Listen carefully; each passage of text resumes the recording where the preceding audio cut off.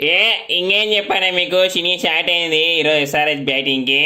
ఇక మా టీం కూడా మా బౌలర్స్కి మా టీంకి దండం కరుడు కట్టిన పెద్ద దండుపాలెం మ్యాచ్ మాది. ఒక్క మ్యాచ్ అయినా తక్కువ బౌలింగ్ ఎత్తి ఒట్టు కాళ్ళకు గడ్డలనేటి అటవులే బౌలింగ్ ఎక్కుతురు.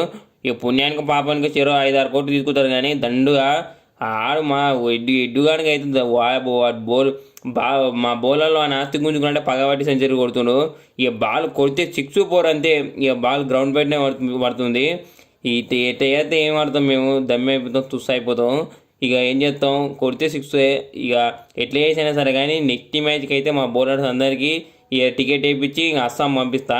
ఇక ఎందుకంటే నెక్స్ట్ మ్యాచ్ మళ్ళీ ఒక మ్యాచ్ తప్పిస్తే మళ్ళీ ఉప్పల్ గ్రౌండ్ ఉంది మ్యాచ్. అసలే హైదరాబాద్ మా గ్రౌండ్లో 280 కొట్టినంటే ఇంకా ఉప్పల్ గ్రౌండ్.